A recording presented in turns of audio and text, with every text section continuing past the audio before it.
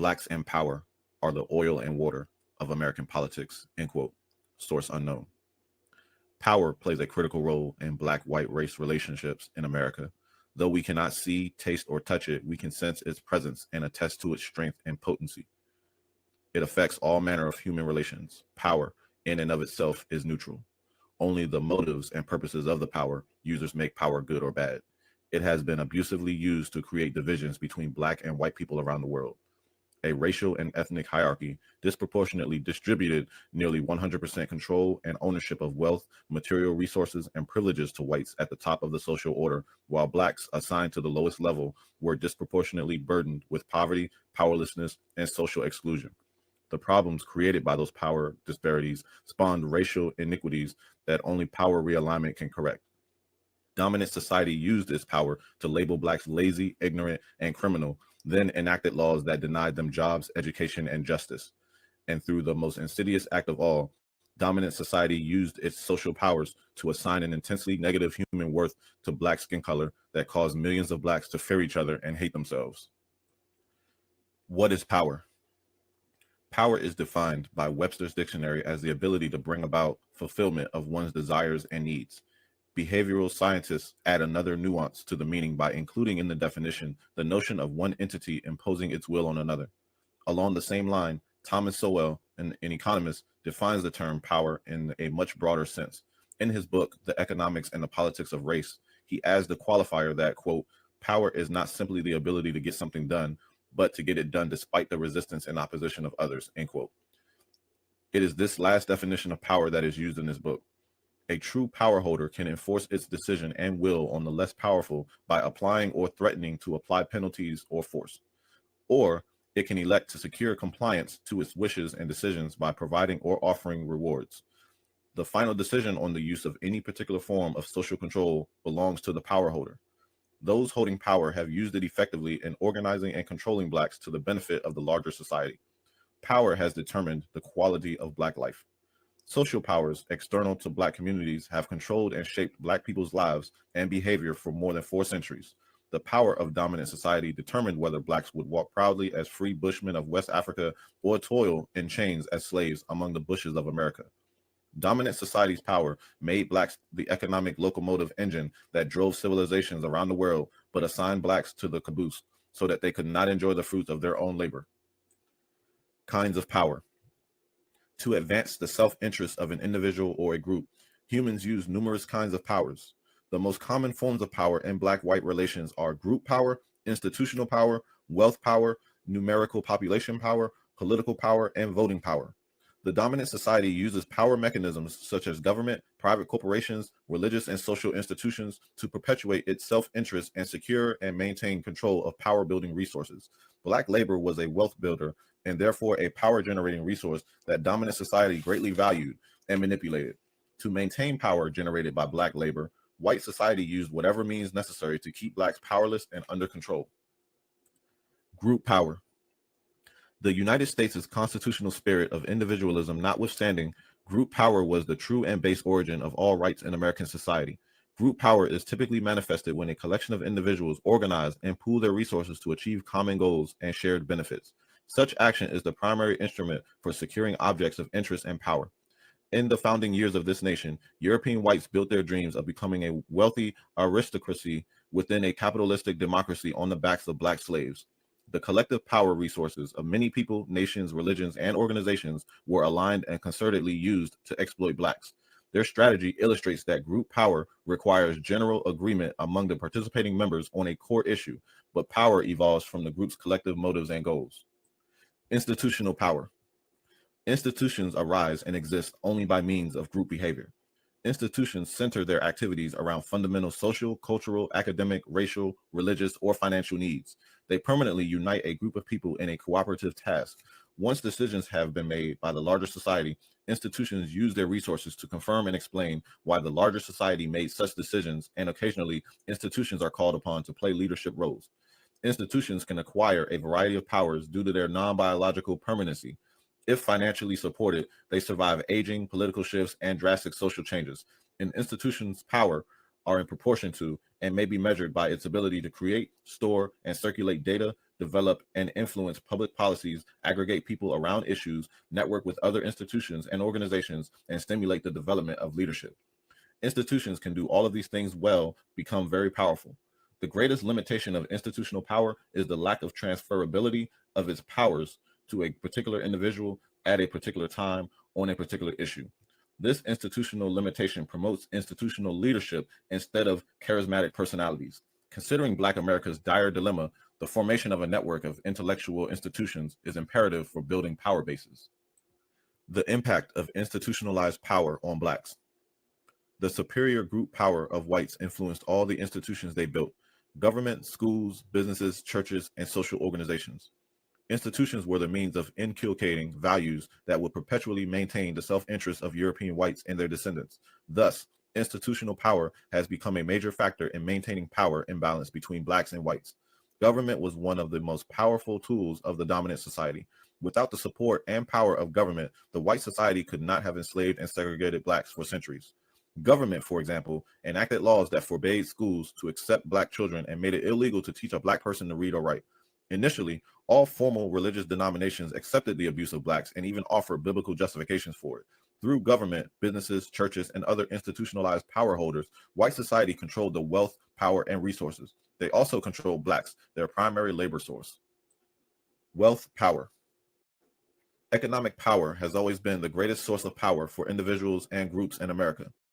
Individuals who merge their political or financial resources into a group can become very powerful in a capitalistic democracy. For instance, Jews and white Anglo-Saxon Protestants have uncontested control over a disproportionate share of America's wealth. Wealth gives them options. They use their wealth as political tools to open doors to new economic opportunities for their respective groups, to punish other groups, and to block the doors of opportunity. Obviously, all whites do not possess great wealth and power, but because of their strong sense of racial cohesion and their compulsive belief in keeping economic resources within their communities, the resources of wealthy and powerful whites stay within the white community. They rarely help non-whites, especially Blacks. Chancellor Williams, in his book, The Destruction of Black Civilization, wrote, quote, "Caucasians will wage frightful wars against other Caucasians, but will quickly unite, as though by instinct, against non-whites, not only in wars, but in international policies. They have developed a kind of built-in solidarity in their relations with non-Caucasian peoples. This fact, as much as anything else, helps to explain their position as masters of the world." End quote. Together, wealth and politics represent a potent combination of powers because they are versatile, and by working together, they can produce other forms of power. They are the root cause of racial stratification, exploitation, and the unequal distribution of resources. In the present social structure, maldistribution guarantees that America will never be, quote, equal opportunity society, end quote. Those who hold a disproportionate share of wealth and power are not inclined to share or relinquish these tools. In combination, political power and wealth become practically synonymous in a capitalistic democracy. Since wealth remains concentrated and rigidly locked in the hands of whites, Black progress will be difficult. As far back as 1790, the richest 10% of white households has held half of the nation's wealth. By the eve of the Civil War, 1% of the most wealthy whites owned 24% of the nation's wealth. 100 years later, in 1969, they owned 24.9%. During the very same time periods, Black wealth remained between 1 and 2%. It is astounding that the percentages of wealth controlled by whites or Blacks have not changed throughout this nation's involvement in the Civil War. Emancipation of the slaves and Reconstruction, World War I, the Great Depression, World War II, Korean and Vietnam Wars, and the Civil Rights Movement, which has followed by a second Reconstruction period. Through it all, the wealthy white elite collectively held on to everything. According to the census reports, the great disparity between Black and white wealth and income levels continues to increase. The U.S. Department of Commerce Bureau of the Census in 1986 reported that the average white household had 10 times more wealth than the average Black household. The wealth gap is so large that the three richest white Americans, with a collective net worth of $15 billion, had a greater financial net worth than all Black businesses combined. The major driver of the wealth and income gap between Blacks and whites is the maldistribution of poverty. The poverty level for Blacks is 3 times that of whites and Hispanics. Nearly 1/3 of Blacks are classified as poor, and 50% of all single Black female head of households are poverty-stricken. Poverty is a power impeder. Numerical population power. In a democratic society, the numerical majority wins, rules, and decides. The theoretical rights of a minority may or may not be respected, especially if they are a planned minority. Numerical population power is the power that comes to those groups that acquire power through their sheer size. The black population peaked in the 1750s when slaves and free blacks accounted for approximately 33% of the total population. The high numerical strength of blacks caused fear and concern among whites. They feared the loss of their own numerical power. Word of Black Haitians' successful slave revolt in the 1790s had spread across America and reportedly ignited several slave revolts in the southern states. The first U.S. Congress enacted the first naturalization law that declared America to be a nation for, quote, whites only, end quote. This Naturalization Act and other income incentives attracted a massive influx of legal and illegal European ethnics, followed by Asians and Hispanic immigrants a century later. The immigration quota on blacks remained zero until their total percentage of the population declined to 9%. By making blacks a planned numerical minority, white society assured its dominance in a democratic society where the majority always wins. Political power and its supportive concepts. Political power comprises all those activities that relate to the authoritative use of public and governmental powers under existing traditions, laws, and constitutional authorities of government. But political power can be acquired either through or outside of the normal process of elective or appointed office. Political power is an important power for a depressed group to have because politics is the process that typically decides who shall have what benefits in life. However, groups aspiring to gain political power can only obtain and use it if they have economic power as well. Economic power allows a group to possess and exercise control over its own power rather than seeking access to another's power.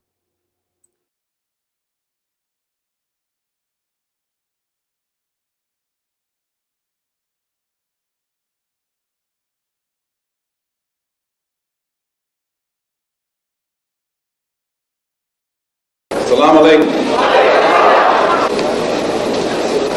Mr. Moderator, our distinguished guests, brothers and sisters, our friends and our enemies.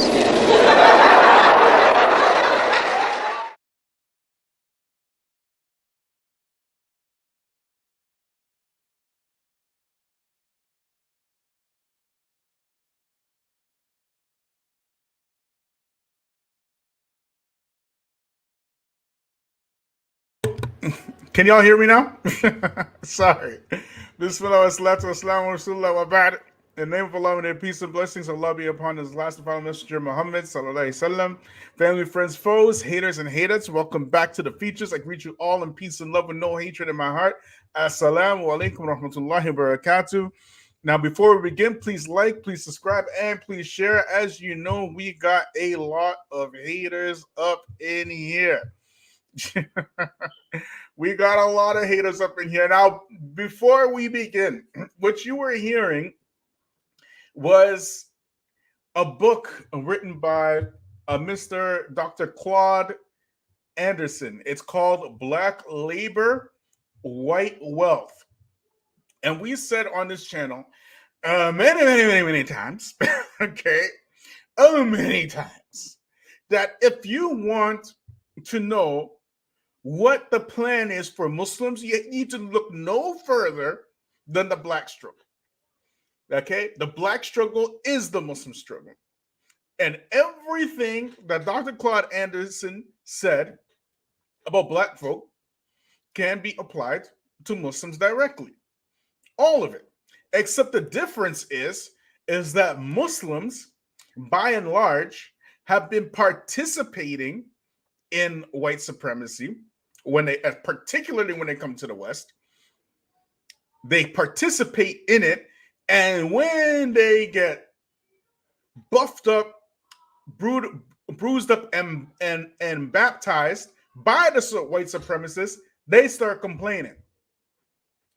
So now, recently, brother brought to my attention, because we are talking about power here, right? And of course, the Muslim knows and understands that the ultimate power is Allah, and it comes from Allah directly. We know this, we understand this. The believer understands this, understands this. However, what you have in modern times is the modern Eastern Muslim are habitually shucking and jiving and tap dancing and twerking and twirling for Zaddy to get power. Y'all hearing me? We said on this channel many times. The reason why you have this large segment of the Muslim community in the West who are very liberal leaning is because of liberal governments allowing Muslims into their societies. And not only that, they classify them. They classify them racially. And so they are willing to be classified as white, even though they're Arab, white, even though they're South Asian. They're willing to be classified at it because now they get a chance to participate in white supremacy. You get it? So as long as they are opening up their businesses, as we mentioned before, the American dream is found in the black neighborhoods. They set up their shops and businesses in the black neighborhoods in order to bring it back to their communities. So now we have a situation, okay? And I'm just going to pull up this article because y'all going to think I'm crazy, and I'm not crazy, okay? We've been telling you this for how long now? How long have we been telling you this? Don't mess with these people. They don't have a treaty they have ever kept. They don't have an honest fiber in their body. Their entire playbook is divide and conquer, and they've done that very well. They've done that very well. So now we are going to look at this article written by, or actually put out by, none other than the Toronto Star, above all people. The Toronto Star. So let's look at it, shall we? Let's read this article, shall we? Okay. Like, subscribe, share me up on Patreon.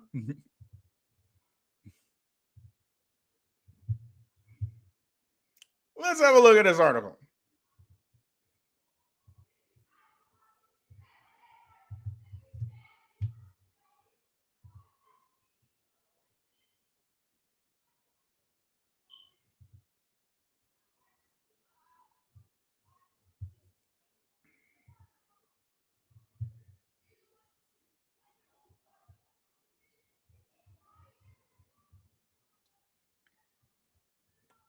Now, look at the title. Major banks have been cutting ties with some Muslim organizations. Look at the date it was put out by Mr. Stephen Zhu on August 25th, 2022. This is why the process should be more transparent. That's just the title. Remember we told y'all about redlining? And we told y'all about how the dominant white society intentionally locks black folk out of participating in anything economic.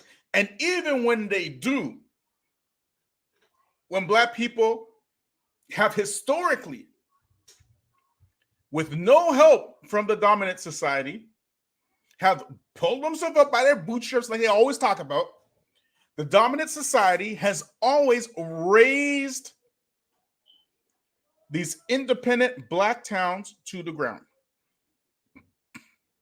Remember, we told y'all that, right? Violently raised it. Over 400 in the United States only towns were razed to the ground by the dominant white society. Haiti, the only nation to rise up and defeat Napoleon's army. Y'all hearing me? because of the mistake they made by fighting for their freedom and winning, they were punished to pay reparations to the French government for their own freedom, which they are still paying for to this very day. The British government, after slavery ended,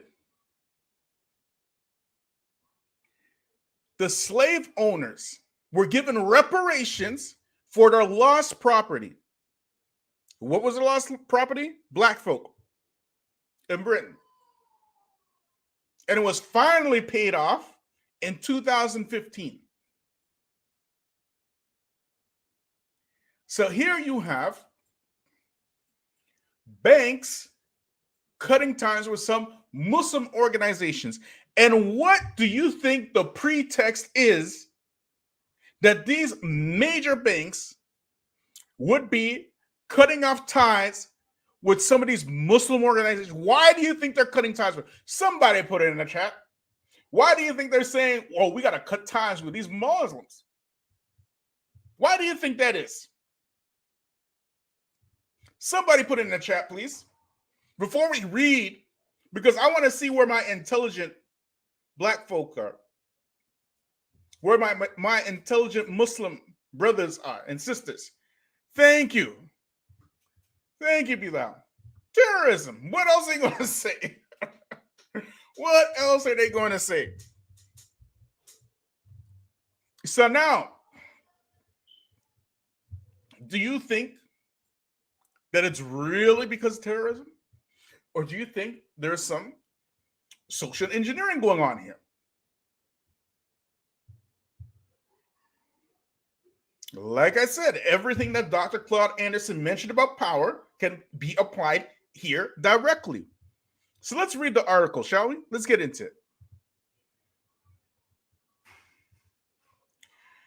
Imagine living your life without banking. You can't open a checking account and you're not allowed any credit cards. Life becomes rather complicated. Companies doing direct deposits will look at you with suspicion. So will those who pull up your mostly blank credit history.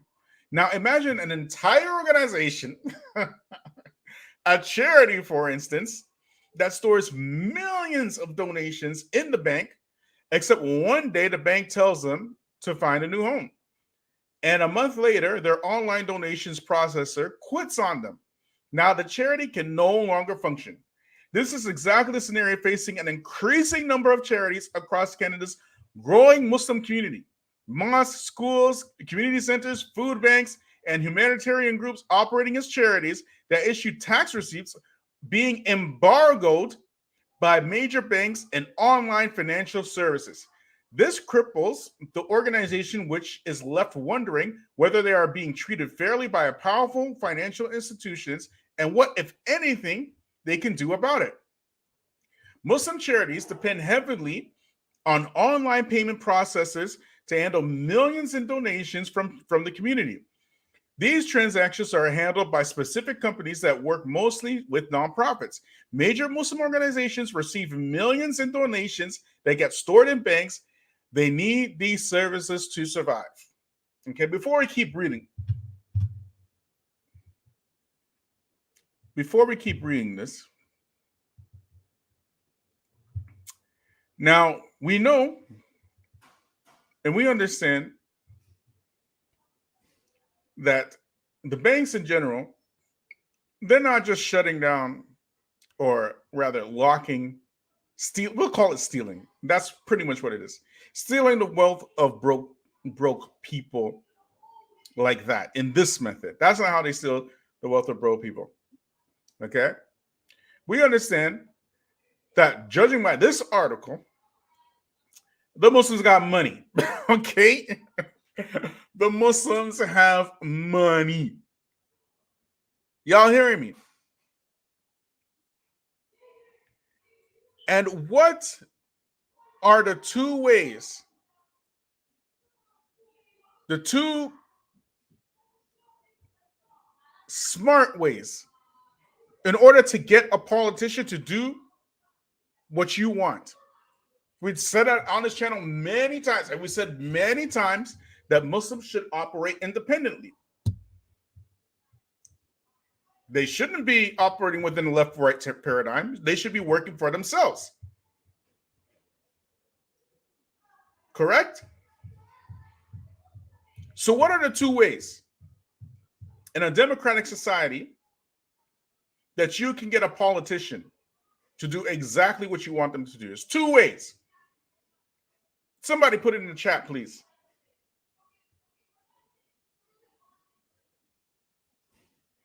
Somebody put it in the chat. If you want a politician, doesn't make a difference if they're left-leaning or right-leaning. If you want them to do what you want them to want, how do you get them to do what you want? Somebody put it in the chat, please.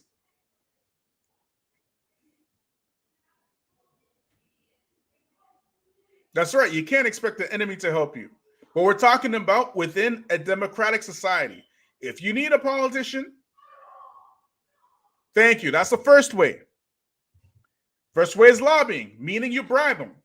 Okay? You're going to give them money. Okay? You bribe the politician to give you. Exactly. That's the first way. Finance them. What's the second way?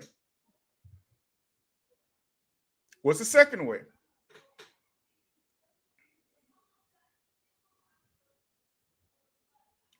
Actually, you can say lobbying is like a two-tier system as well, right? But you're going to finance them, okay? Or you're going to threaten them with votes. Thank you, Bilal. That's it. And if you can do one of the two, you will get any politician to do what you want. Are Muslims doing this? Yes or no?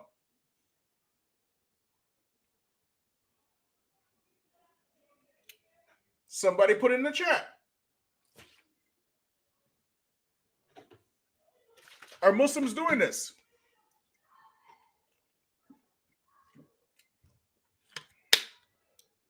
Is this how Muslims operate? Yes or no? Are they buying their politicians? Yes or no? Exactly. Nope. Nope. Muslims are not doing that. Are black people doing this? Yes or no?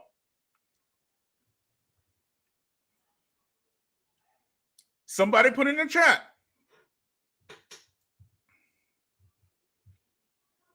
Are black people doing this? Yes or no?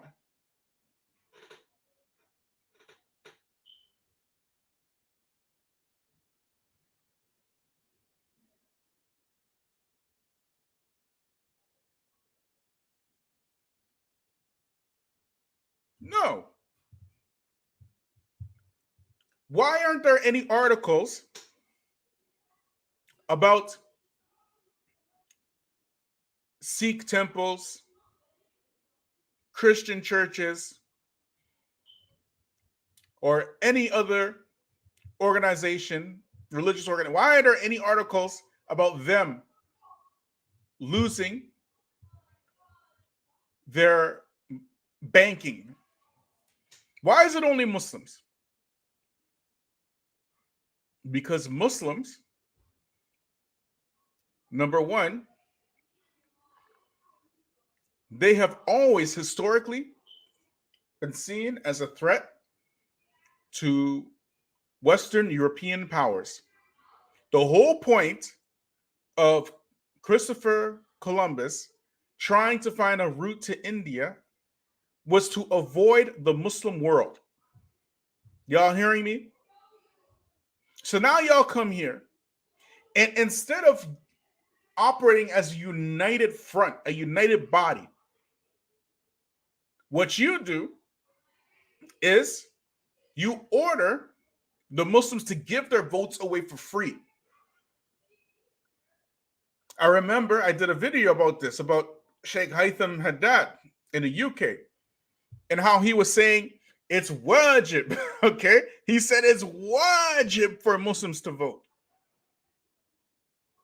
You must vote. because of the threat of this alt-right threat or whatnot. And I was like, you are tripping. You're a straight tripping. You don't know how democracy works. You shouldn't, love your shit, but you shouldn't be talking about this topic. Okay, you don't know what you're talking about. Okay, you do not know what you're talking about. Whether you vote for the snarling enemy or the smiling enemy, a vote for the enemy is a vote for the enemy. What you have to do is vote for yourself in a democratic society. And the only way you're doing that is if you have enough people power or if you have enough money power. That's it. But to listen to the enemy make all these empty promises to you, and then you give them your votes for free. You give them their votes for free without demanding or asking for anything. The end result is banks can kick you out, right? So now, the first people to be locked out of anything economic were, of course, Black people in the West, because racism is an issue. It's an economic issue between a people known as white and a people known as Black. Okay. The second people to be locked out were the indigenous Indians. Okay. And they're not necessarily locked out so much more than being displaced. And the third now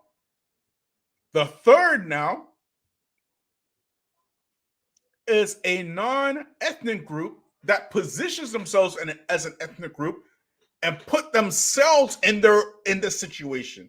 Let's call it what it is today. You have all these Muslim organizations. They don't want to, basically, they're not really serious about spreading Islam in the West, right? They just want to participate.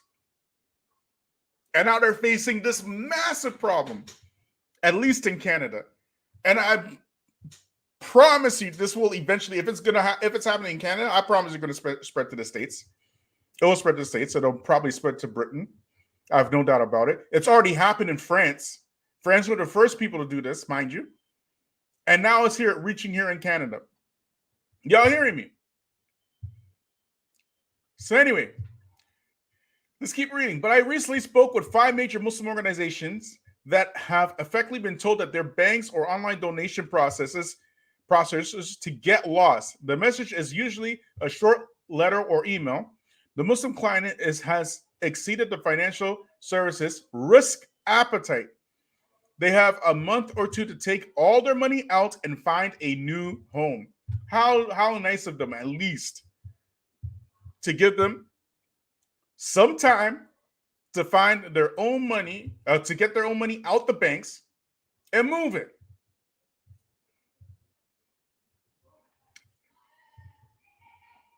Y'all hearing me? What do you think is going to happen when you're playing with the enemy like this?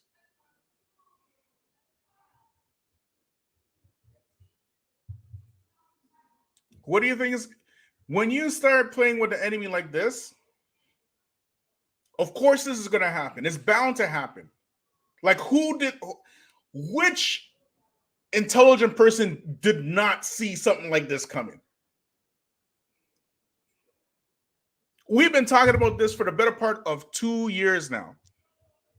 2 years. Muslims, they don't need to be dealing, especially with the enemy's banks. They need to have their own banking system, non-riba banking system. There's enough money, there's enough Muslims, there's enough people. And when the thing is, if you set up a non-riba banking system, right, in the West, and it can be done, right? That is really almost like a declaration of war, right? It's almost like a declaration of war. The problem is not that it's a declaration of war, because these banks are not going to take a non-riba banking system lying down, okay? A non-riba banking system helps the entire society. We talked about this already. about zakat. Okay, we mentioned about zakat. That zakat is religious, or rather, it's a pillar in Islam that has ordered the Muslims to practice group economics. It's divinely ordained group economics. That's what zakat is. I know it's translated as charity, but really it's not charity. It's not charity. It's divinely ordained group economics. You understand? And we talked about, for example, if you have $1 million in the bank in a Western interest banking system, $1 million in the bank, who does that benefit? That benefits one individual. Why? Because if you take interest at 3%, right, from the banking system, that's pretty much like a salary. You're not going to take that money out. Every month you're going to live off of that interest. You understand me? But with zakat, the same person who has that $1 million, he has to pay 2.5%, right, and give it to the poorest of society, right? For example, right? Now, an intelligent person, right? If every year, we mentioned this before, if an intelligent person, every year he has to give 2%, 2%, 2% of his wealth, he's not going to do that, right? He's not going to do that. So what is he going to do? He's going to take that same $1 million and invest it. Y'all hearing me? Because he's intelligent. He doesn't want to lose his money. And when he invests it, not only does he benefit, but the wider community around him benefits from his investment, because he's going to get more money. The community can now build, you know. But if you just have an interest-based banking system, it only benefits one person. We have enough Muslims and enough money, enough power to do something like this. And the kuffar themselves would participate in it, because they themselves will see the benefit in a non-interest-based banking system. The problem is the Muslims don't see it. That is really the problem, okay? The Muslims, and they're not even teaching it or practicing it. What the Muslims are practicing is interest-based banking. And Allah himself has declared war on the one who is practicing riba. Bare minimum, the Muslims should be trying to get out of the riba, not staying in it. And now here you have, out of all religious groups, alhamdulillah, like I can't even be mad. I can't even be mad at these banks, man. I mean, like, the Muslims should be investing in the community to begin with. That's what they should be doing. They can use that money to buy a politician, you know what I'm saying? Buy a premier. You know, help the Muslims get some land or something, right? I'm just saying, get your own politicians, raise them up from the grassroots, put your own people in power, like a lobby, like normal lobbies in a democratic society, and operate as an independent body. You have enough education power, enough money, enough people power to do it, and make dawah to the people. Muslims ain't thinking like that. They ain't thinking like that. And now they're getting kicked out of the enemy's banks. I'm like, oh well. How can I be mad? Who could be angry at that? Let's keep reading, shall we?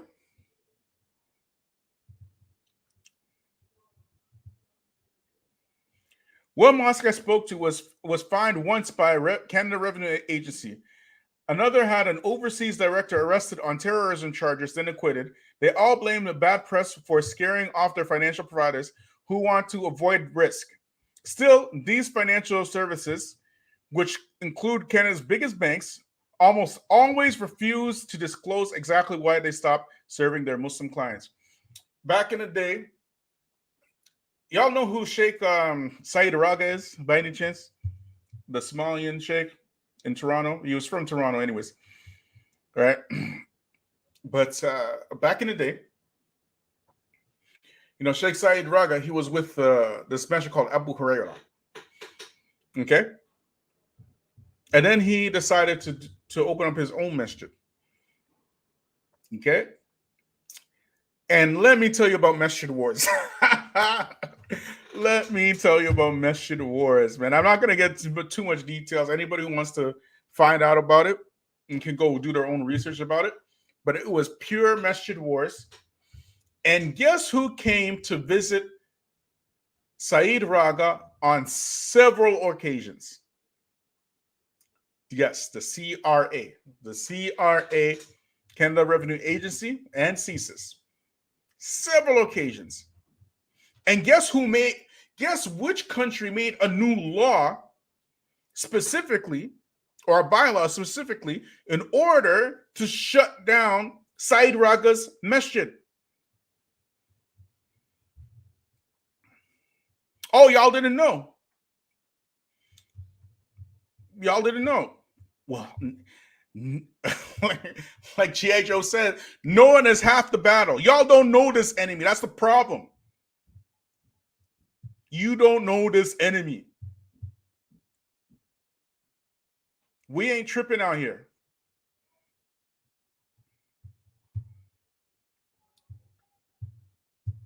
These charities are so scared of more bad publicity that they all ask me not to use their names. None of them feel like they've been fairly treated. I investigated these 5 Muslim institutions who showed me their internal documents, but I know there are more out there. I just haven't got to them yet. It is a systemic problem. Banks and other financial services get to kick them out at any time. It's not an equal relationship. Well, you don't say.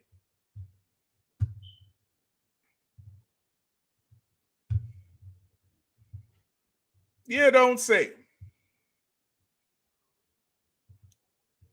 So the question is y'all learning? Is it burning? We'll see. Now you're learning. Did y'all learn something today? And ironically,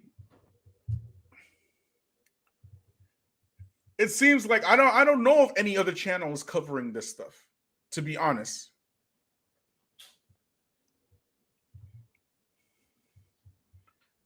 I don't know if any other channel is covering this stuff. We've been covering it for a very long time. We've been saying, look, y'all Muslims need to get it together. You know what I mean? The way that you've been treating black folk is abhorrible.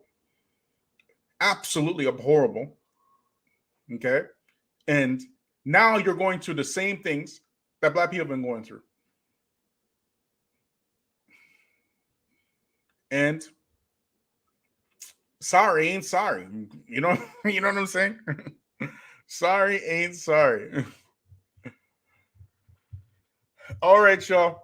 I won't leave y'all too late, but I just wanted to leave y'all with that. Islam really is the truth. It really is the solution for all your problems, without sounding like a cliche. And as Abu Uwais rahimahullah, he used to say, this dawah needs men. It needs men. Because the mess that these Muslims are making out here it's crazy, man. It's total insanity now.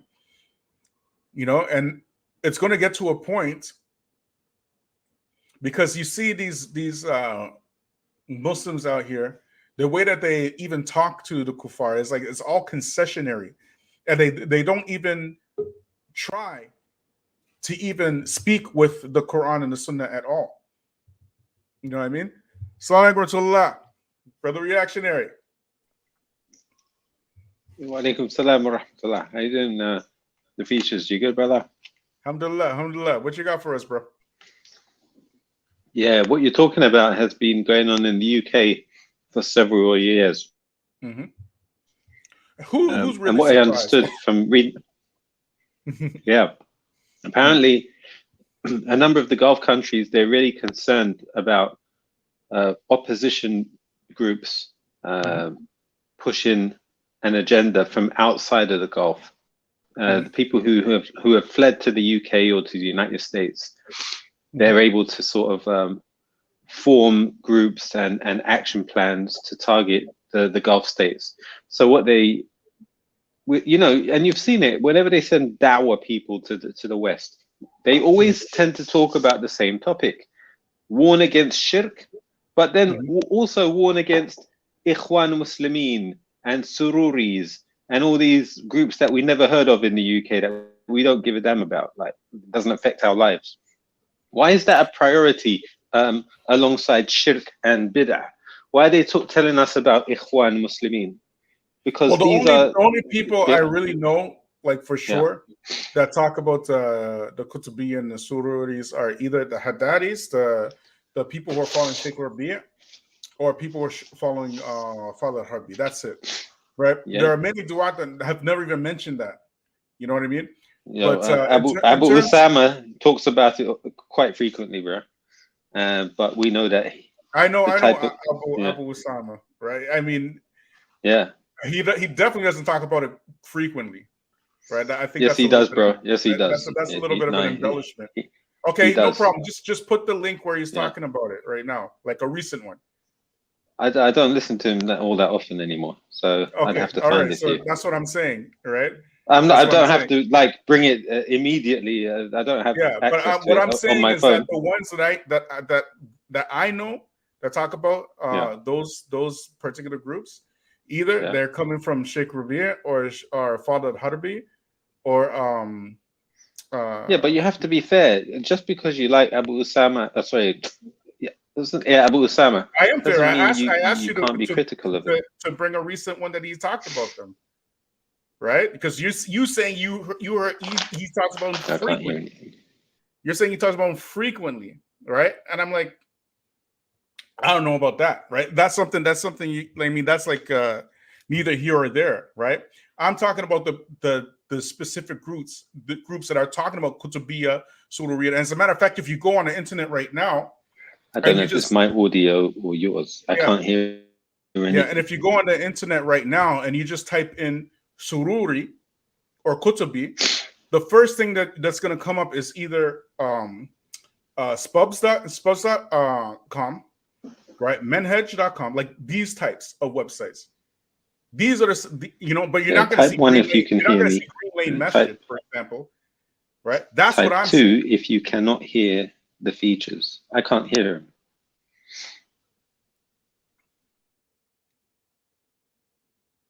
Right? Can you hear me?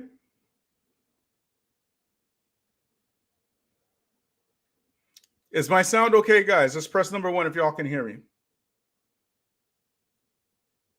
All right, thank you. Okay, and so that's what I'm saying.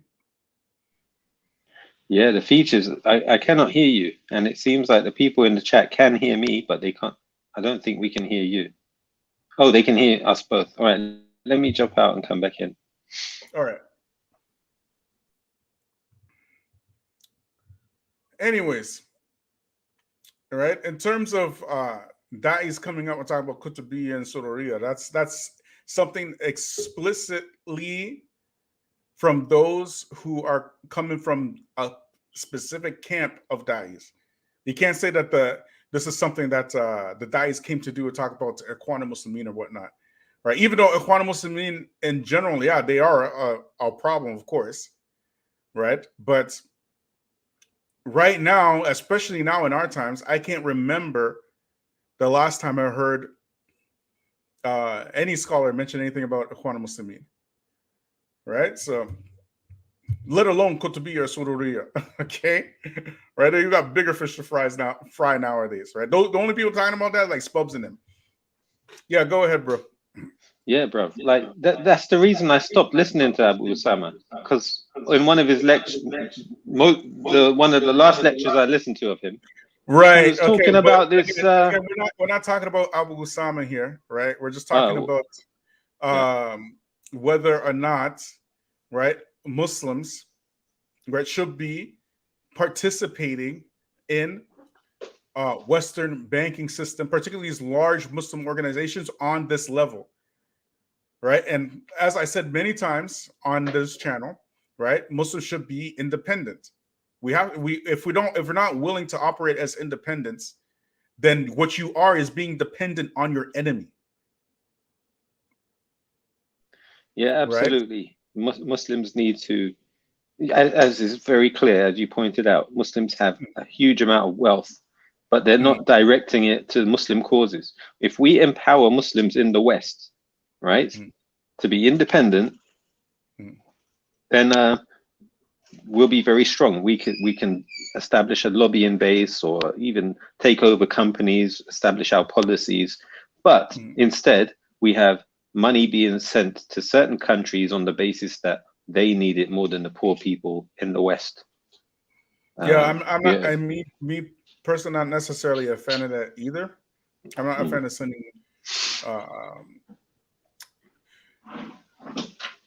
In my personal opinion, we should be essentially trying to establish ourselves independently here in the West, and it can be done. It's not something that's far fetched, or a lot of people set up independent communities in the West, right? You think you're in a different look at any Chinatown. You think you're even their store names are written in Chinese or whatnot. You know, we've got Jewish communities in New York, even in the UK. Like completely Jewish. Even in Canada, Jewish community in Canada. There's one in Bathurst in Toronto. They have like their business written in Hebrew and whatnot. It's like you're in a different country. Like, you know what I mean? But the way that Muslims want to do, all they want to do really is participate. You know, they want to participate because they don't see you as their brother or me as their brother. They see only their national identity. That's to them, that's their brother. Somebody who's from their home country. Exactly. Yeah. But Jazakallah khair, brother. That's reactionary. The there's no Muslim identity. I have to hit the road. But now. Bro, you need to be. My advice to you, brother, is you can't just stick it on, let's say, Daniel Hakikatu, and not stick it on Abu Usama as well, right? Don't ignore when Abu Usama does stuff wrong. Why? Abu Usama's done stuff wrong, and I, as soon as I mentioned it, you wanted to change the subject. I don't think that's fair. Because I like I said, I gave you a chance, right, to bring the proof. Okay, I will now, because you're insisting, I'm gonna have to bring the. If you have something recent, proof. Right, where Abu Usama talking about the Qutbiyya and the Sururiyya or whatever, it's no problem. Bring it. It's easy for us to accept it. But so when I bring it next time, I'll share it to you. You're going to do a video on it, yeah? Okay. Bring it. No, I'm not. No, I'm not, because we don't talk about that stuff here. We talk about issues. We talk about issues related to white supremacy, mostly. Is that it? But not Sururism and Qutbism. You don't talk about. When's the last time you ever heard Sururi out of my mouth? The only reason why I said it is because you said it. This whole topic that you're talking about is to do with that. That's the reason. That's the reason these banks. That's the reason these banks. That's the reason the banks are using to shut down these accounts. Okay, Jazakallah khair. All right, bros. I'd like to thank everybody who participated. All right, I'd like to thank everybody who shared the video and joined me today. I have to go do my homework. I apologize. All right. So please like, please subscribe, please share, please support the channel. Subhanakallah wa bihamdik, wa ashhadu an la ilaha illa anta, wa astaghfiruka wa atubu ilayk.